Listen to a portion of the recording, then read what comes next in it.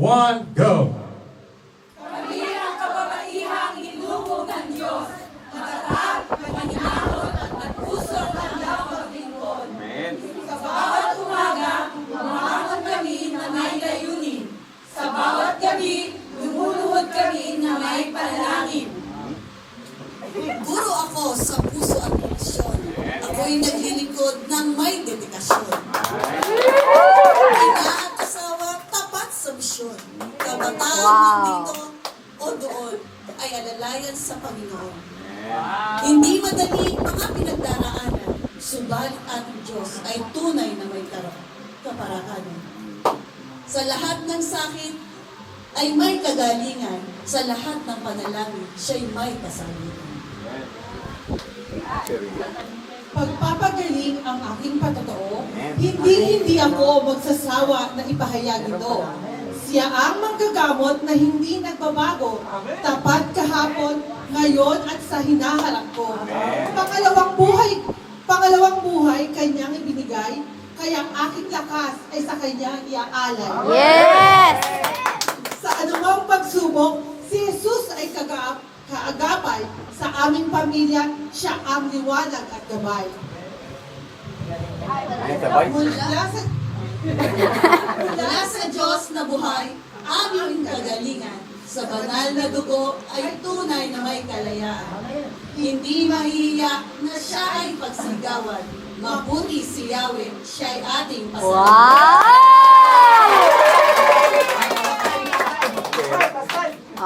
Hindi ako ang asawa ni Adan.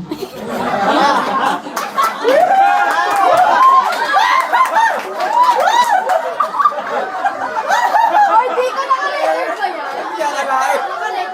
Surprise!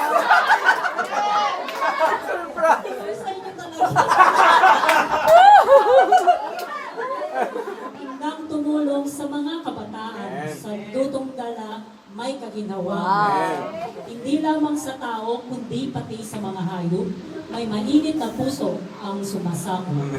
Sa lansangan man o sa loob ng tahanan, hindi nagtatangi, nag-aalinlangan. Step forward. Ako'y handang tumulong saan man tawagin. Yes. Sa anumang tungkulin, siya ay susundin. Magmaneho man magluto, dito tayo bibiguin.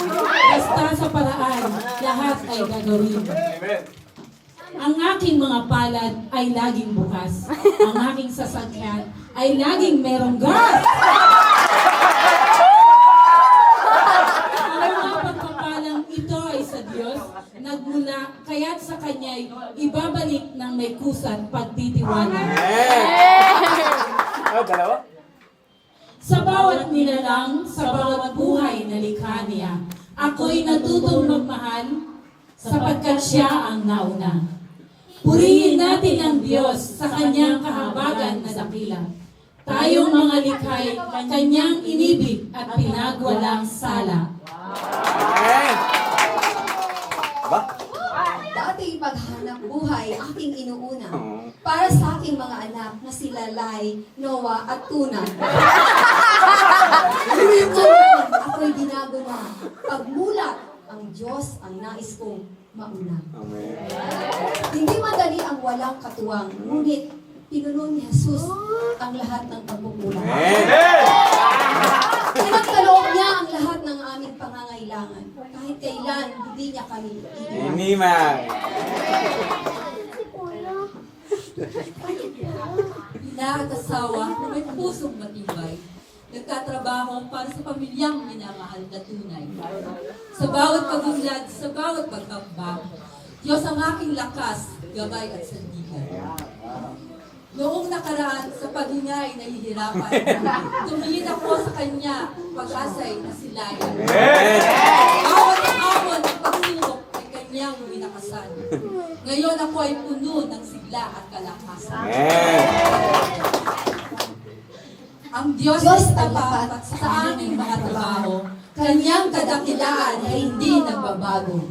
Kanyang pag-ibig sa akin ay hindi nagalaho. Kaya't ating pagpasalamat lahat na tatatamo. Ako'y naglilingkod sa pamamagitan ng pagtutulog at umaawit sa Diyos ng buo at taus-puso. Amen. Asawa at mga anak, sa misyon ay kasama ko. Sa Diyos ay inaalay ang aming mga talento. Amen. Aking mga labi na siyang parangalan. Mula kabataan, presensya niya ay nariyan. Kani-kanyang inahon mula sa kahirapan, kaya habang buhay ko siyang paglilingkuran.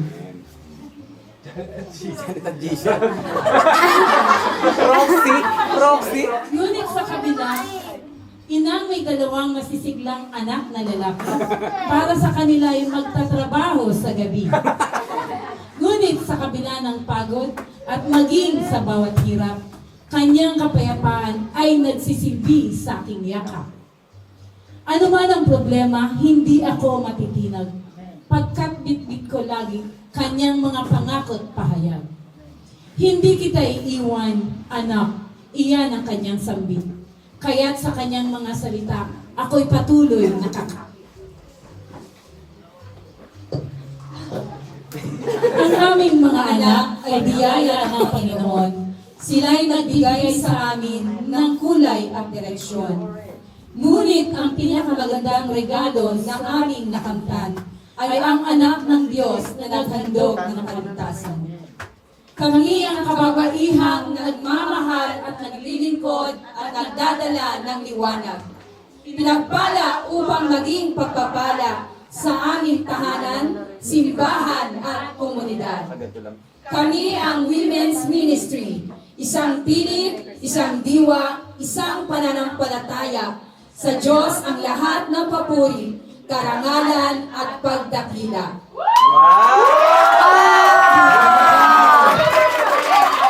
Yes! O, diba? Ang gagaling nila!